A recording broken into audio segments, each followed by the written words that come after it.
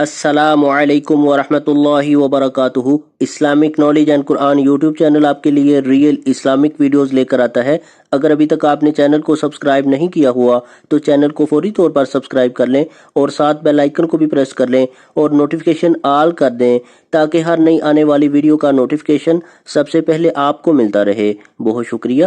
تو چلیے آج کی ویڈیو کا آغاز کرتے ہیں اللہ رب العزت کے بابرکت نام کے ساتھ۔ بسم اللہ الرحمن الرحیم۔ سورہ یاسین کے فضائل۔ حضرت معقل بن یسار رضی اللہ تعالی عنہ سے روایت ہے کہ سرکار دو عالم صلی اللہ علیہ وسلم نے ارشاد فرمایا، سورہ یاسین قرآن کا دل ہے، جو اسے اللہ تعالی کی رضا اور آخرت کی بہتری کے لیے پڑھے گا اس کی مغفرت کر دی جائے گی۔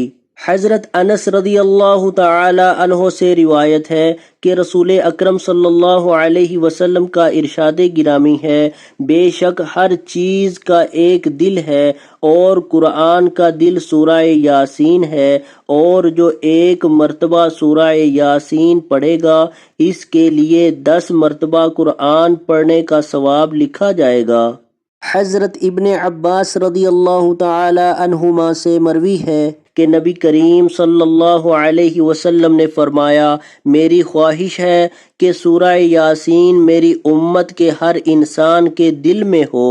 حضرت عطا بن ابو رباح تابعی رضی اللہ تعالی عنہ روایت کرتے ہیں کہ آپ صلی اللہ علیہ وسلم نے ارشاد فرمایا، جو شخص دن کی ابتدا میں سورہ یاسین کی تلاوت کرے گا اس کی تمام حاجات پوری کر دی جائیں گی۔ امیر المؤمنین حضرت سیدنا ابو بکر صدیق رضی اللہ تعالی عنہ سے روایت ہے کہ حضور نبی اکرم صلی اللہ علیہ وسلم نے ارشاد فرمایا، جس نے ہر جمعہ کو اپنے والدین دونوں یا ایک کی قبر کی زیارت کی اور ان کے پاس یاسین کی تلاوت کی تو اللہ تعالی ہر حرف کے بدلے اس کی بخشش و مغفرت فرما دیتا ہے۔